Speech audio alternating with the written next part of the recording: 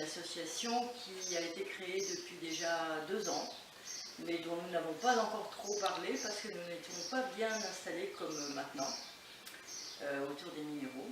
Donc nous recevons maintenant Acomquier et nous désirons parler de notre association. Donc le président de notre association est Olivier Vincent, qui va se présenter lui-même, ce sera beaucoup plus facile pour moi. D'accord, eh bien bonjour, je suis donc Olivier Vincent, je suis le président de l'association Les Amis de Complicité Minérale. Je suis également thérapeute psychocomportemental. J'ai été certifié en 2014 de l'Institut de psychologie humaniste et transpersonnelle de Rezé, donc pas très loin d'ici. Et aujourd'hui, justement, je suis dans le cadre d'une permanence bénévole. C'est-à-dire que 2 mardis par mois, on essaie ici, bénévolement, d'accueillir les gens qui peuvent avoir besoin de rencontrer, donc de me rencontrer, et éventuellement répondre aux questions, apporter du soutien, dans la mesure du possible, à ces personnes qui peuvent venir les mardis ici. Voilà, déjà aujourd'hui, ce dont on peut parler, c'est très concret, puisqu'on est au début de la permanence. Et justement, nous avons la présence de Corinne, qui vient rencontrer Olivier, et qui la rencontrera donc après notre interview d'une façon complètement confidentielle. Voilà, ça c'est quelque chose de très concret puisque c'est ce qui nous tient à cœur au niveau de l'association, c'est de permettre aux gens de venir s'exprimer en toute confidentialité, d'accord, et d'avoir un accueil qui soit neutre, qui soit bienveillant et qui se fait dans le cadre de l'accompagnement, je dirais ici au niveau du bureau LADCM. Donc je voulais vous donner les principaux objectifs de notre association. Je vais prendre mes notes de façon à ne pas faire débat, bien que je les connaisse par cœur. Premièrement, nous voulons mettre à la disposition du public une information claire, précise et des conseils utiles dans le domaine des pratiques alternatives, des thérapies de bien-être et du développement personnel. Deuxièmement, nous voulons transmettre aux personnes en difficulté tout ce qui peut les aider, afin qu'elles choisissent librement leur approche thérapeutique qui leur convient. Troisièmement, leur apporter de l'aide et du soutien, une écoute bienveillante dans le respect de la charte de déontologie encadrant notre association. Et dernièrement, encourager la pédagogie en organisant des rencontres entre thérapeutes animés par le devoir de servir, la rigueur professionnelle et la volonté de partager leur expérience. Justement là, je crois qu'on va pouvoir enchaîner sur notre projet. Oui, tout à fait. Alors il y a ce projet qui a progressivement émergé, lors de tables rondes qui ont lieu donc ici, on enlève les minéraux et on a convié des praticiens, des artistes. On a ouvert ce projet aux personnes qui sont à la fois bien sûr en accord avec le cadre d'une association de loi 1901, en accord également avec la charte de déontologie. L'idée c'est d'organiser, de créer des rencontres humaines.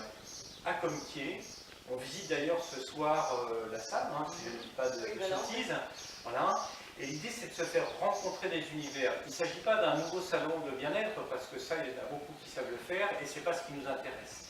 Ce qui nous intéresse, c'est de se faire rencontrer des artistes, des praticiens, pourquoi pas des thérapeutes, des gens du monde, à travers leur art, leur spécificité, leur monde, ce qu'ils peuvent créer. Et on veut que ces rencontres soient ouvertes au plus grand nombre au public. Et on a choisi une des salles de Comquier pour organiser ces rencontres au mois de janvier 2018. Donc nous travaillons sur ces rencontres et on organise différentes tables rondes. Au mois de juin, il y en aura en septembre, il y en aura en novembre, pour rassembler les personnes qui vont créer ce projet avec nous. 27 et 28 janvier.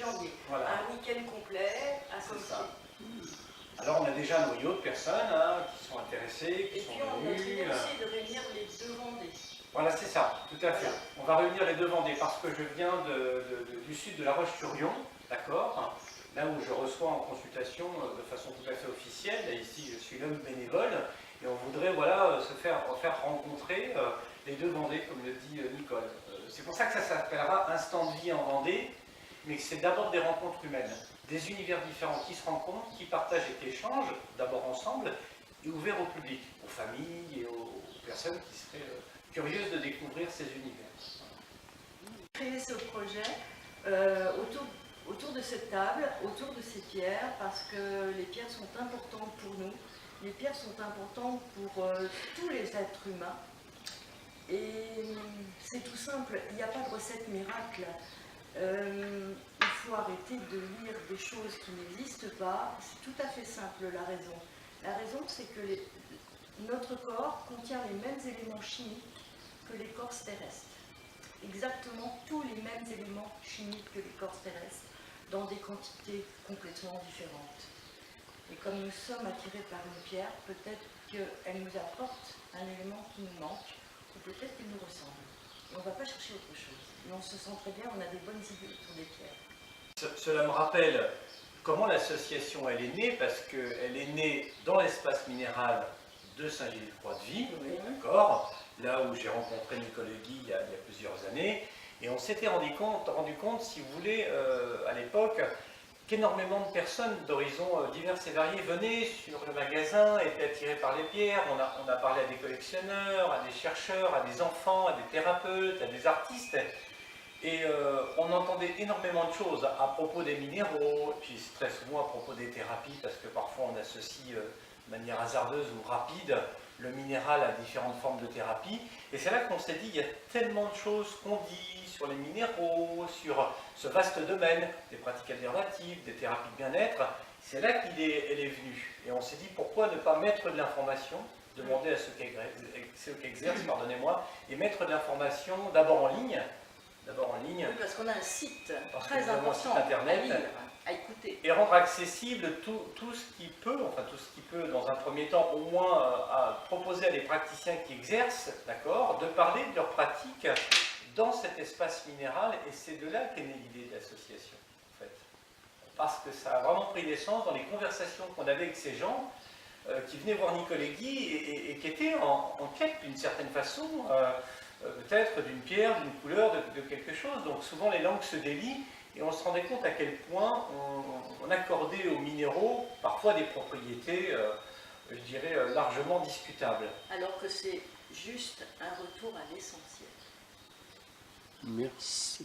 Pour les personnes qui ne souhaiteraient pas venir ici physiquement, parce que parfois c'est difficile de se déplacer, le site de l'association www.ladcm.fr permet aux gens, via un mail, de poser des questions, de s'exprimer, d'exprimer leurs interrogations. Le mail est transféré directement, et là je répondrai spontanément, bénévolement aussi par Internet. Ça peut être utile pour les personnes qui ne souhaitent pas se déplacer. Bien, ben, je vous remercie beaucoup, monsieur. Je vous en prie, monsieur Langeois.